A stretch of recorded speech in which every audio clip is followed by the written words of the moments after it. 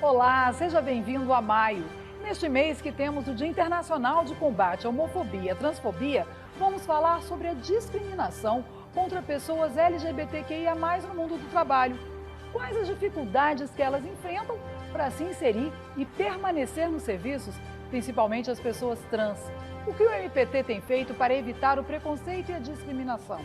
Toda empresa tem que passar a ter esse olhar, essa visão, analisar um currículo e assim que dá cara a cara com um profissional travesti gênero, entender que é uma pessoa que foi capacitada. E você vai ver também. A Coordenadoria Nacional de Promoção da Liberdade Sindical e do Diálogo Social do Ministério Público do Trabalho aproveita o mês de maio dedicado à liberdade sindical e lança a campanha Maio Lilás, com o tema Atos Antissindicais. As práticas antissindicais são todas aquelas condutas que violam as liberdades sindicais. A gente fala também sobre etarismo, termo que tem ganhado visibilidade nas redes sociais agora, mas já é antigo e significa o preconceito por conta da idade que tem sido presente no mercado de trabalho. Idade é só um número, meu querido. Então não é porque a gente está com 2, 3 números a mais que você não vai servir para nada mais. O trabalho legal começa agora.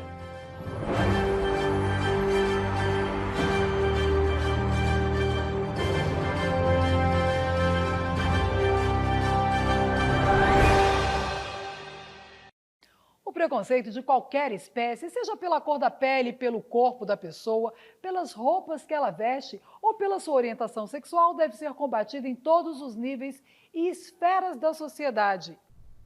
Se identificar como lésbica, gay, bissexual, transexual ou travesti, queer, intersexo e assexual deve ser de cada pessoa. Uma única sigla reúne todas essas orientações sexuais e como a pessoa se identifica. Estou falando de LGBTQIA+. Aí você deve se perguntar, e esse símbolo de soma no final?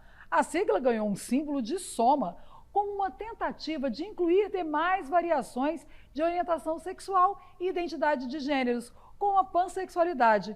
Mas como essas pessoas enfrentam preconceito no mercado de trabalho? A Catrina é mais uma mulher batalhadora. Ela luta pelo seu espaço e supera as dificuldades do mercado de trabalho para atingir seus objetivos.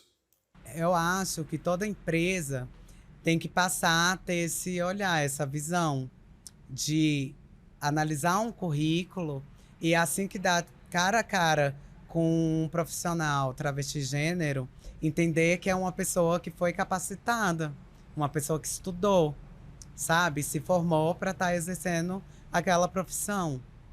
Neste bar pertencente a uma rede em Brasília, a palavra de ordem é abraçar as diferenças. O esporte contrata por pessoas, ele não olha sexualidade, ele não olha gênero, ele vê o que a pessoa é de verdade. Tanto que nós temos, em todas as unidades pelo menos, ou algum trans, ou algum homossexual, sem distinção da escolha da pessoa pessoal, a gente vai mesmo pelo trabalho da pessoa. De acordo com especialistas, a diversidade e a inclusão nas empresas representam um grande diferencial competitivo, porque eleva o capital humano da organização. O apoio vai depender do comportamento dos colaboradores e clientes. Para isso, é fundamental o respeito às diferenças e a conscientização de que todos são iguais, estão ali para contribuir. Nossa, a Catrina é uma funcionária exemplar, uma das melhores funcionárias que eu tenho, sem dúvida nenhuma. Não me dá problema em nada, alegra o bar. Alegra muito o bar, alegra a gente, deixa a gente mais alegre, atende os clientes maravilhosamente. É uma coisa assim que eu viso muito. E ela faz o trabalho dela muito bem feito. Mas será que no mês do Dia Internacional de Combate à Homofobia e à Transfobia, pessoas da comunidade LGBTQIA+, têm o que comemorar? Eu acho que tem muita coisa a ser comemorada sim. E a gente não pode negar que a pauta dos direitos da comunidade LGBTQIA+, se encontra hoje em bastante discussões. E assim, se em algum momento a gente sequer tinha essa discussão dentro da sociedade, existia uma flagrante invisibilidade dessa comunidade, hoje nós trazemos representatividade, hoje existem pessoas que conseguiram vencer esse preconceito, ingressar no mercado de trabalho e conseguiram trazer exemplos exemplos para a própria sociedade que esses atos discriminatórios, na verdade, eles não possuem fundamento algum. Evidentemente que existem inúmeros desafios a serem feitos, evidentemente que existem muitas questões ainda a serem evoluídas sobre as questões da discussão sobre diversidade de gênero, todavia acredito eu que, seja pelas contratações, seja por assumindo responsabilidades perante a sociedade, seja tantas pessoas da comunidade LGBTQIA+, demonstrando seus compromissos e vencendo esses atos discriminatórios, eu acho que tem muita coisa a ser comemorada assim. Saiba agora o significado de cada letra da sigla LGBTQIA+. Lésbicas são mulheres que sentem atração sexual romântica por pessoas do mesmo gênero. Gays são homens que sentem atração sexual romântica por pessoas do mesmo gênero. Bissexuais são pessoas que sentem atração sexual romântica por mais de um gênero.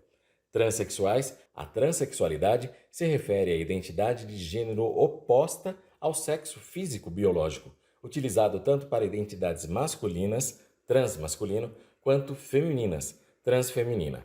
Queer são pessoas que não se identificam com os padrões de heteronormatividade impostos pela sociedade e transitam entre os gêneros, sem necessariamente concordar com tais rótulos. Intersexuais. A intersexualidade está relacionada às características sexuais biológicas, diferente da orientação sexual ou da identidade de gênero.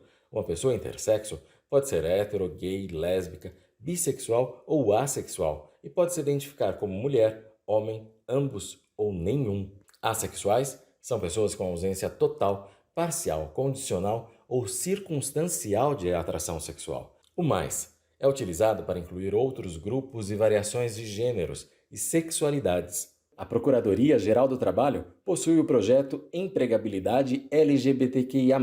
Ele busca aproximar tanto a sociedade civil com segmentos da comunidade do empresariado, a fim de que possam aproximar essas duas partes e no combate à discriminação.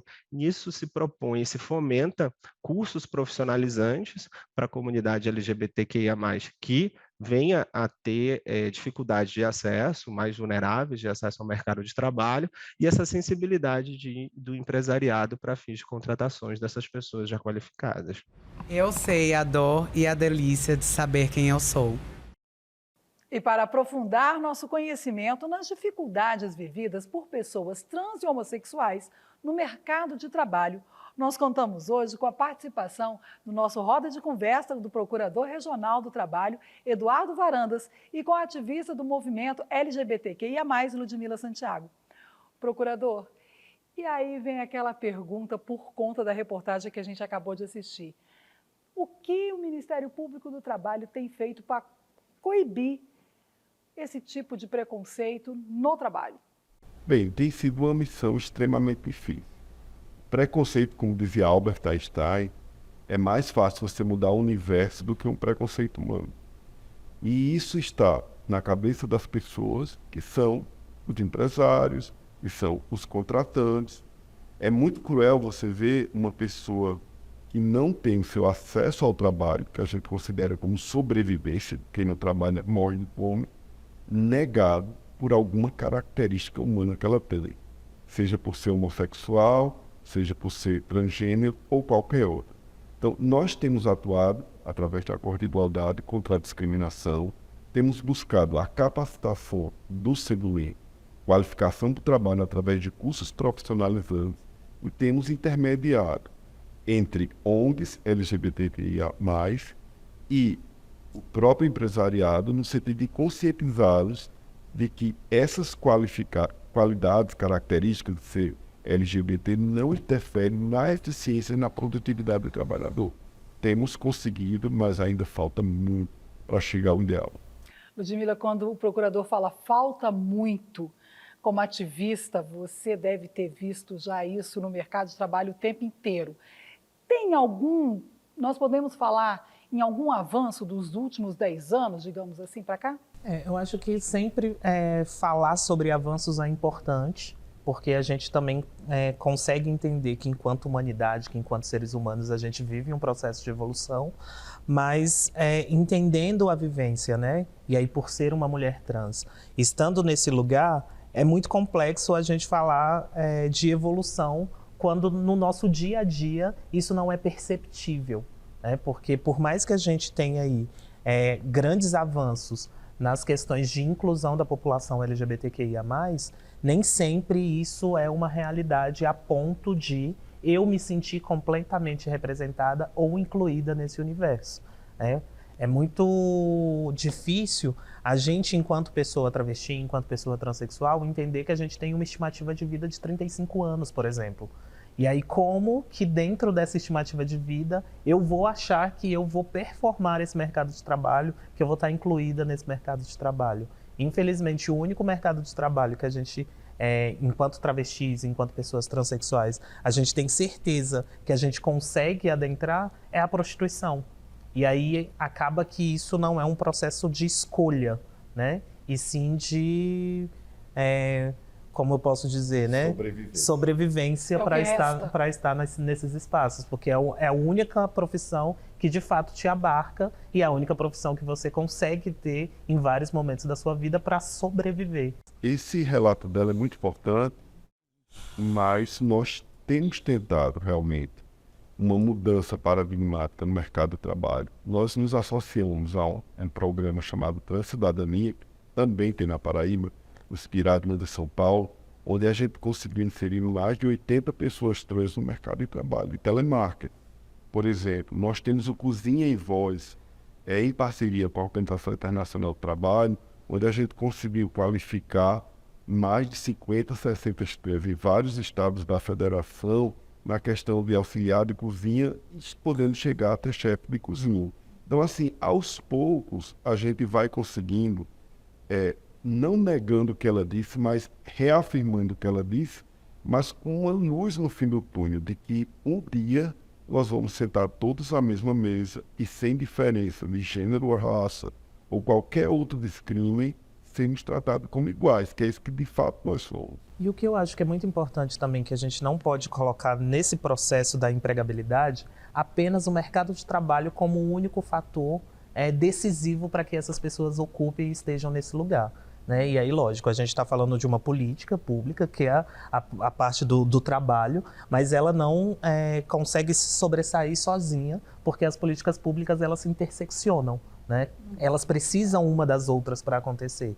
Então é muito importante que a gente fale do processo da educação, que a gente fale do processo da segurança pública, né? Que a gente fale do processo de saúde, porque se essas pessoas, por mais que elas consigam se inserir no mercado de trabalho e elas não consigam acessar essas outras políticas, sempre vai ter um lugar da gente falar, mas por que o público LGBTQIA+ não consegue acessar tal espaço? Então ela só vai mudar de espaço. Essa não colocação no lugar certo da pessoa trans, isso é tão explícito? Há meios do Ministério Público do Trabalho fiscalizar? Bom, nós da Paraíba fomos o primeiro órgão do Ministério Público brasileiro a fazer campanhas televisivas contra a transfobia, contra todas as outras formas de discriminação e colocar as portas da Procuradoria abertas para o público. Além disso, nós fizemos inúmeras reuniões, inúmeras audiências coletivas com ONGs que representam os LGBTs na Paraíba, para esclarecer que a nossa postura não é LGBTfóbica e que o LGBT, ao adentrar a Procuradoria Regional do Trabalho, terá acolhimento, sua reclamação será ouvida e investigada. Então, é preciso que outros órgãos adotem essa postura. É dever do poder público. Se o público está desinformado, a culpa não é do segmento, é do órgão público que não foi informado. Eu quero agradecer imensamente esse bate-papo. Que delícia poder contar com vocês aqui para a gente desmistificar o que ainda existe de ignorância e para a gente poder mostrar esse trabalho aonde quem está sofrendo algum tipo de preconceito pode ir. E você não saia daí. Já ouviu falar de etarismo? Pois é, no próximo bloco nós vamos falar que preconceito é esse. Eu volto já já.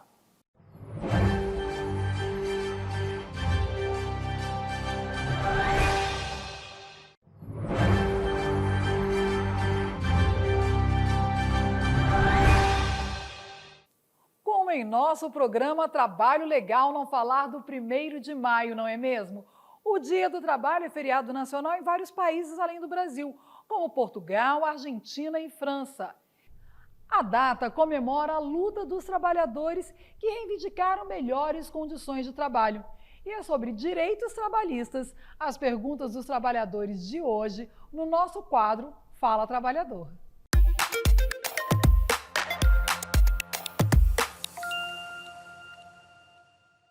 O que é o 13º salário e quem tem direito a receber? O 13º salário é um salário adicional, como o próprio nome diz, né? Tem direito ao 13º salário os empregados com carteira assinada.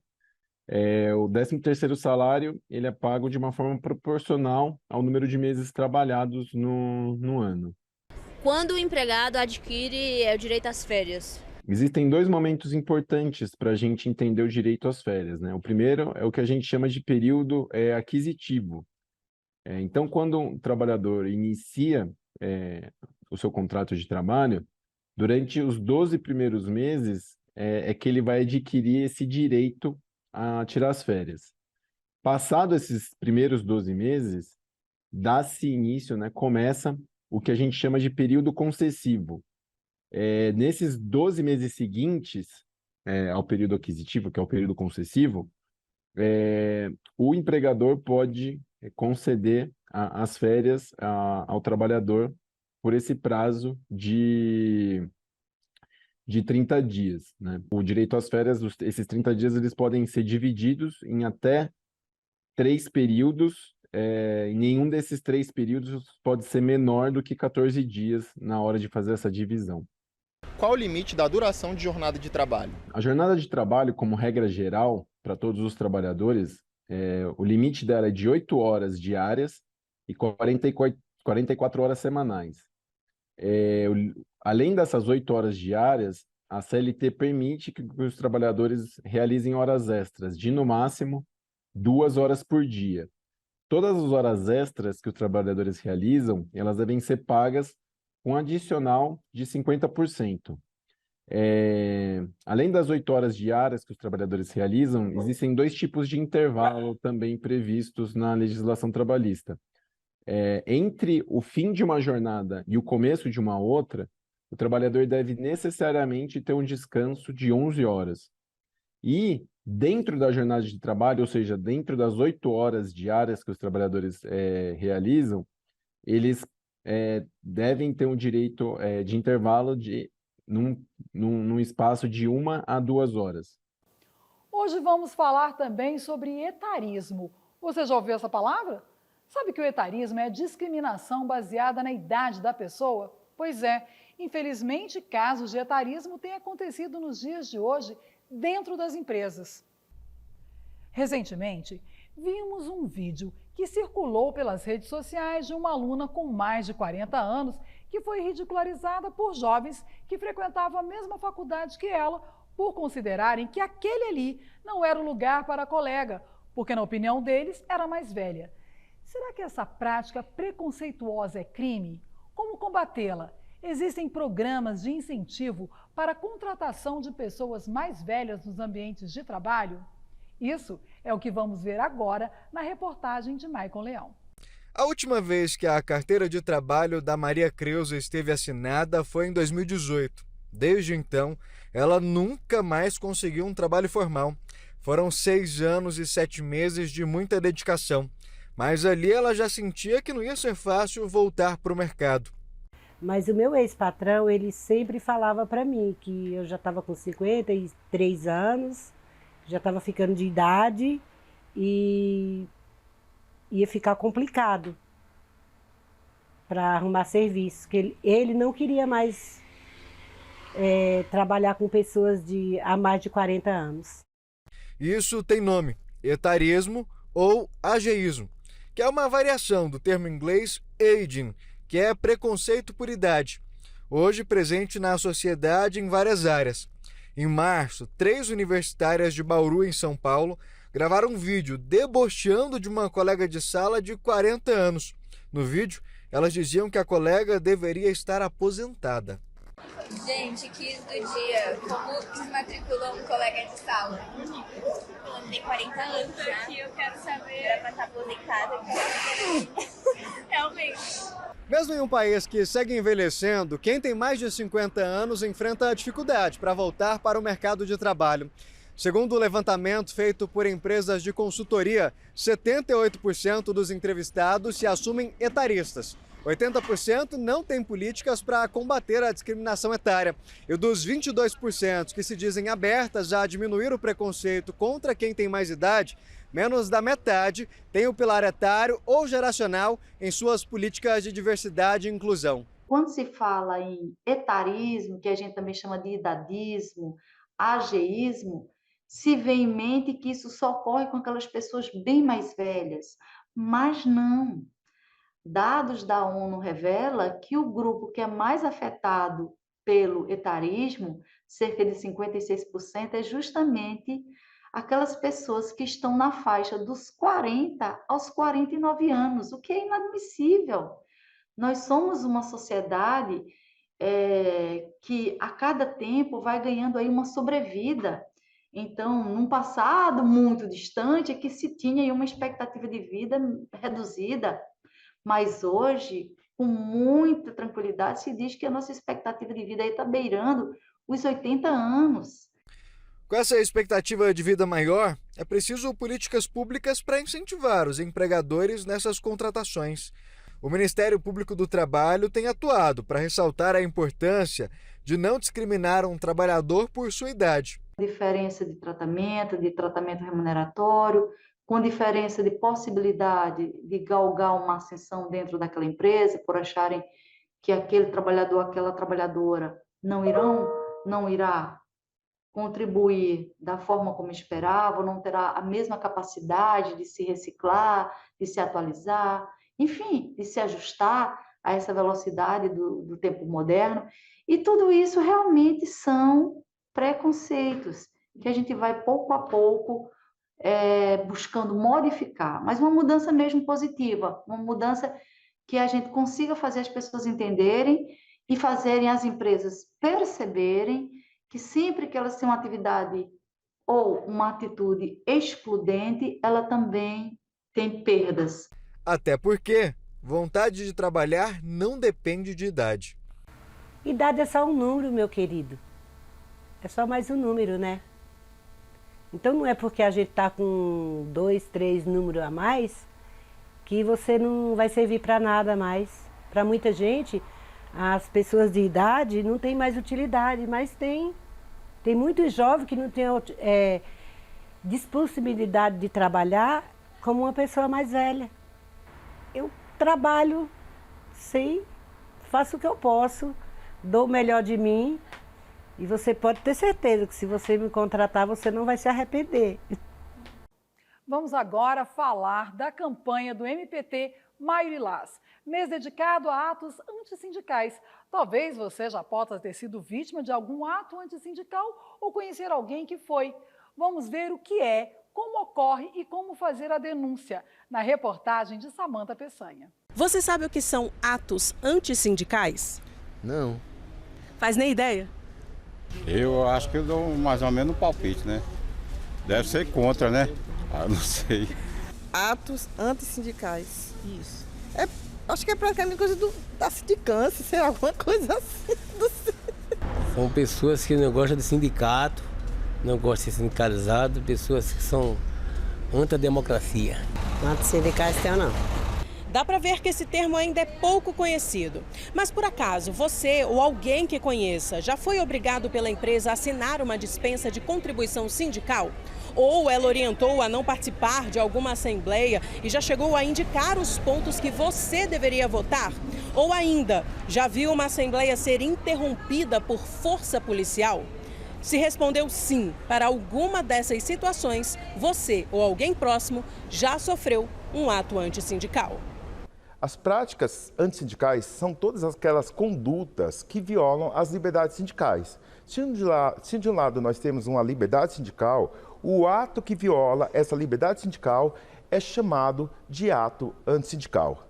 Essa é é a principal temática da Conalis, o combate aos atos antissindicais. Dados de fevereiro deste ano da Coordenadoria Nacional de Promoção da Liberdade Sindical e do Diálogo Social, a Conalis, mostram que, por meio de denúncias, o Ministério Público do Trabalho instaurou 968 procedimentos investigatórios sobre práticas antissindicais, propôs 24 ações civis públicas e firmou 58 termos de compromisso de ajustamento de conduta. É uma ideia, acho que mais fácil da gente trabalhar e reconhecer essas práticas é o que eu chamo da teoria dos 3 Is, ou a ideia dos 3 Is. Os atos antissindicais, eles se referem a interferência, intervenção ou ingerência nas atividades, organizações, ações dos sindicatos. Justamente para dar visibilidade a esse tema e auxiliar o cidadão a identificar essa ilegalidade, a Conalis, do Ministério Público do Trabalho, aproveita o mês de maio, no qual se comemora o Dia do Trabalhador e é dedicado à liberdade sindical, e lança a campanha Maio Lilás, Atos Antissindicais. Nós tivemos um caso muito emblemático em São Luís do Maranhão, onde grevistas, dirigentes sindicais tiveram suas prisões determinadas, a revelia da lei. Nós atuamos, inclusive soltamos uma nota técnica nessa questão. Nós tivemos muitos atos antissindicais também, nos casos de dispensa em massa, sem negociação coletiva. Isso também é um ato antissindical, porque nega o acesso da entidade sindical, dos dirigentes sindicais, a negociar pelos trabalhadores. Então, nós tivemos também casos de polícia intervindo em assembleias sindicais, empresas monitorando greves. Isso nos fez idealizar a campanha com esse tema, que, como eu falei, é o coração da nossa Coordenadoria de Promoção da Liberdade Sindical. E se por acaso você ou alguém que conheça já passou por alguma situação que foi citada aqui, a denúncia é o meio mais eficaz de combater esse tipo de conduta ilegal. As práticas antissindicais, elas violam tanto a liberdade sindical coletiva, afetando o aspecto do próprio sindicato, da coletividade dos trabalhadores, como a liberdade sindical individual. E nesse caso, se o trabalhador quiser fazer denúncia sem se manifestar, sem apresentar, ele pode buscar os canais de denúncia do próprio Ministério Público do Trabalho ou ir a uma procuradoria, então pelo telefone, pelo site ou pessoalmente e pedir o resguardo dos seus dados para que não haja perseguição por conta da denúncia realizada. Sim, a empresa que foi investigada por ato antissindical, primeiramente, ela vai ser investigada, um inquérito civil, e colhendo provas de materialidade de autoria, e ela pode sim ser acionada pelo Ministério Público na Justiça, tanto para reverter essa prática, com a obrigação de fazer ou não fazer determinada prática, como um pedido de condenação de danos morais coletivos. Chegou a hora de sabermos o que bombou nas redes com Sabrina Menezes no nosso quadro MPT nas redes.